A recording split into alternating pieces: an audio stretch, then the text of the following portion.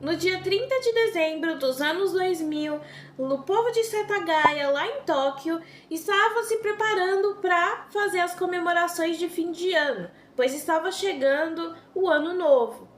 Mas ninguém imaginava que essa data comemorativa seria palco para um dos crimes mais emblemáticos da história do Japão. Oi, você aí, aqui quem fala é Yas e sejam bem-vindos para mais um vídeo do Terminal Mistério.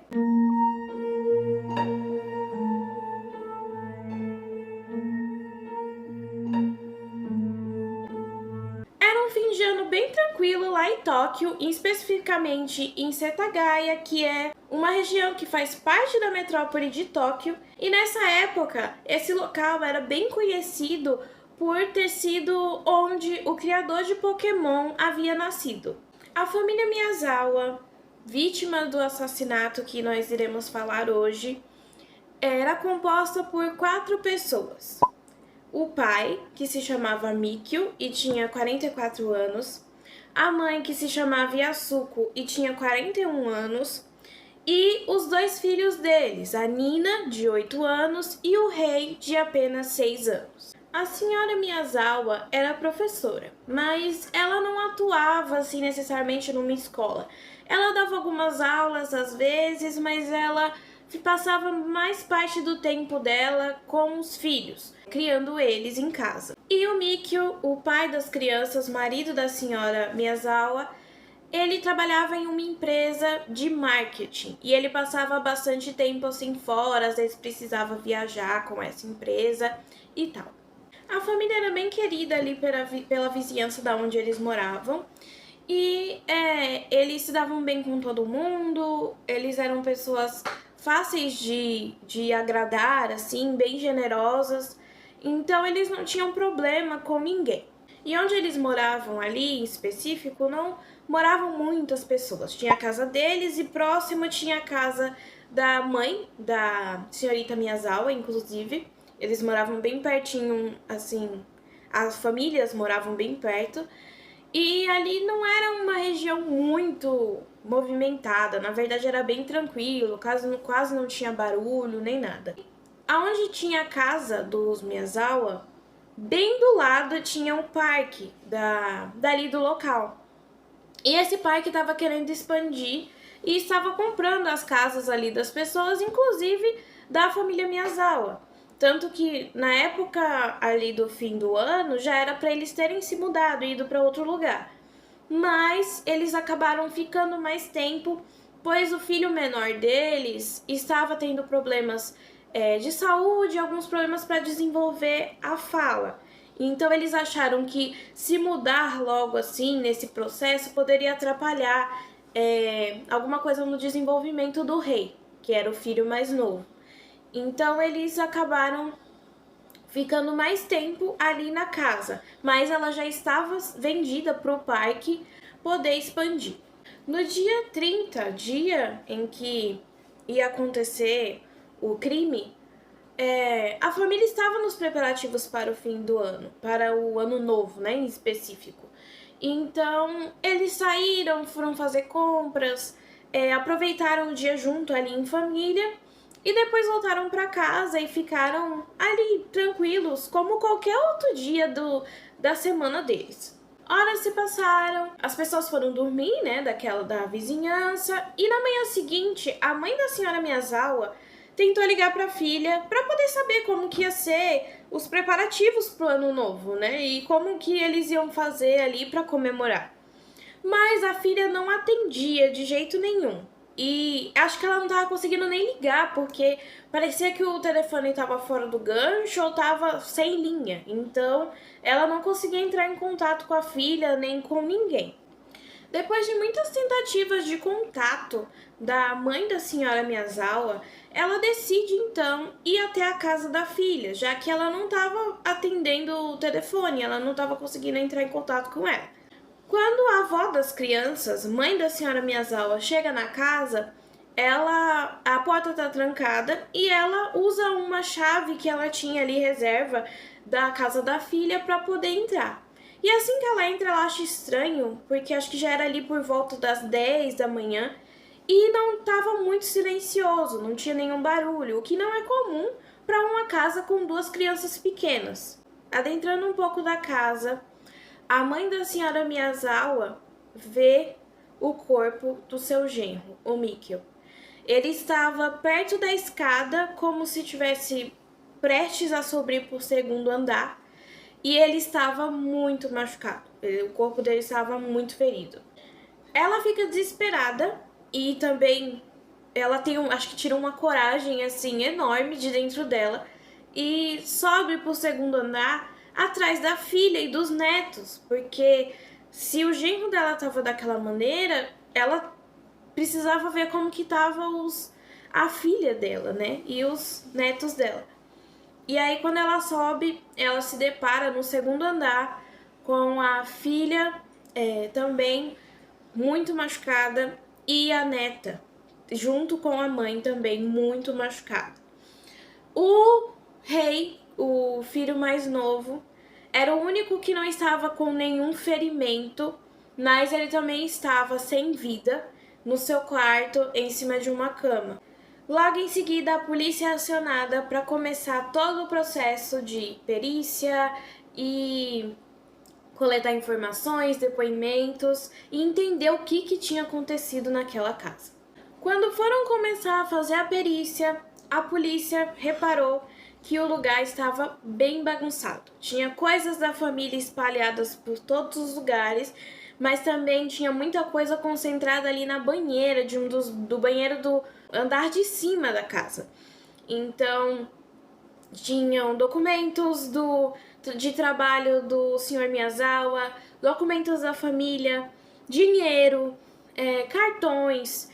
Tanto que uma quantia de dinheiro foi levada pelo criminoso, mas dava para ver que o objetivo dele não era roubar, pois tinha ficado ali dinheiro, os cartões da família, mas também teve algumas coisas bem curiosas que a polícia encontrou fazendo a perícia da casa. A polícia concluiu que o criminoso não foi embora em seguida que fez o crime.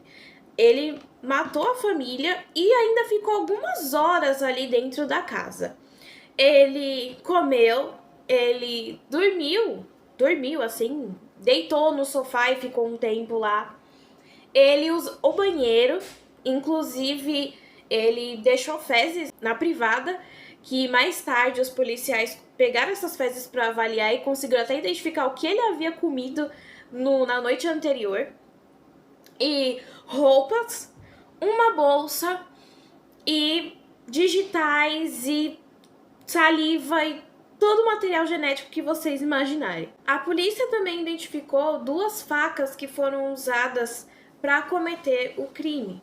Uma era do próprio homem que levou e outra era da família Miyazawa. Fazendo a perícia, eles entenderam que o que aconteceu?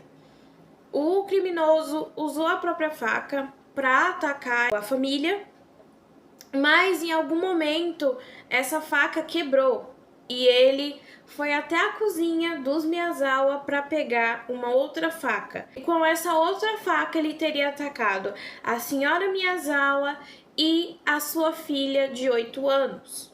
O criminoso, como eu falei anteriormente, não só cometeu o crime, como também comeu na casa dos Miyazawa. Ele comeu 4 picolés e bebeu também 4 garrafas de chá enquanto estava lá.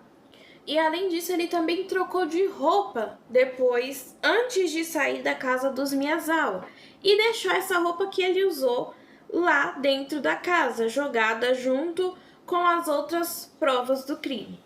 A polícia até hoje não entende por que o homem levou uma troca de roupa e deixou lá na casa a roupa que ele teria usado, que era uma blusa de manga comprida, um chapéu, uma bolsa e algumas outras coisas. A bolsa usada pelo criminoso era uma espécie de pochete maior que foi levada para análise e foi descoberto que nessa bolsa havia areia, e essa areia era de nevada lá nos Estados Unidos. Tudo estava meio confuso, até as provas mesmo. Apesar de ter muitas provas, estava tudo meio embaralhado. mas a polícia conseguiu traçar a seguinte linha de raciocínio. O criminoso teria entrado pela janela do banheiro do segundo andar, tirado a tela de proteção, entrado sorrateiramente sem que ninguém percebesse e ter entrado em um dos quartos, que era o quarto que o rei, o filho mais novo do casal, estava dormindo. Então, para continuar de forma furtiva, que ninguém percebesse ele estrangulou o menino ali mesmo e matou ele, pois no laudo de autópsia foi concluído que o rei morreu por asfixia. Em seguida, ele teria ido atrás do resto dos membros da família e em algum momento ele deve ter sido percebido, pois os outros 3 integrantes da família morreram por perda de sangue, pois foram esfaqueados. Mas fica o mistério do porquê aquele homem atacaria aquela família, já que, como eu disse anteriormente, eles tinham um bom relacionamento com todos ali na região. Mas, por ser um local tranquilo, ali perto, como tinha um parque, tinha uma pista de skate. E o único barulho que às vezes tinha por ali era de alguns meninos andando na pista de skate, conversando e etc. Então, cogita-se que o senhor Miyazawa tenha ficado incomodado com o barulho e ido falar com esses skatistas que ficavam ali na pista de skate, algo sobre abaixar um pouco o volume, fazerem menos barulho, e pode ser que isso tenha deixado algum deles com raiva e motivado para que algum deles tenha atacado a família, pois as roupas que foram encontradas na casa dos Miyazawa eram uma roupa que geralmente skatistas usavam, skatistas ali da região costumavam usar. Bom, aí você pode se perguntar, mas se tinha tanto DNA do cara dentro da casa, como nunca encontraram ele? E bom, realmente, tinha muito DNA dele na casa, tinha digitais, tinha saliva, ele usou o banheiro, tinha até sangue dele. Tanto que a polícia acha que o Sr. Miyazawa deve ter entrado em luta corporal com ele. E apesar de ter todos esses vestígios e DNA do autor do crime, a polícia nunca conseguiu achar uma pessoa que fosse compatível, pois eles até pesquisaram no banco de dados de DNAs do Japão, mas eles nunca encontraram ninguém que batesse ali, que fosse compatível com as características e o DNA daquele cara. Eles até chegaram a fazer uma análise mais profunda e descobriram que o autor do crime tinha descendência sul-coreana e também europeia. Tanto que o Japão até entrou em contato com a Coreia do Sul para tentar ter acesso ao banco de dados deles para ver se achavam o cara. E a Coreia do Sul até ajudou eles, mas nada foi encontrado. Então, depois de todos esses anos ainda continua esse mistério, pois apesar de ter muitas provas, eles nunca conseguiram chegar a nenhum suspeito. Apesar daquela região ali de Setagaya ser bem tranquila e silenciosa, e se tivesse alguma movimentação estranha, provavelmente as pessoas ouviriam, ninguém relata ter ouvido nada. A mãe da senhora Miyazawa fala que ouviu alguns barulhos, assim, ali durante a noite, mas nada que levantasse uma suspeita de que algo terrível estava acontecendo. Esse caso, então, permanece sem solução até os dias atuais. Pode ser que em algum momento eles abram novamente para tentar descobrir, afinal, tem muita prova, né? Tem muito DNA do autor do crime, mas não se sabe se eles realmente vão querer mexer com isso de novo. Mas é bem triste porque uma família inteira foi morta e não se tem nenhum suspeito de ter feito esse crime tão terrível. Bom, esse foi o vídeo de hoje, eu espero que você tenha gostado. Se você gostou, não deixa de curtir aqui. Me segue lá nas redes sociais, no TikTok tem alguns vídeos e também no Instagram. Os dois são Terminal Mistério, então é bem fácil de achar. Se você gosta desse tipo de conteúdo, se inscreve aqui que eu vou trazer mais vídeos sobre casos criminais. E é isso. Tchau!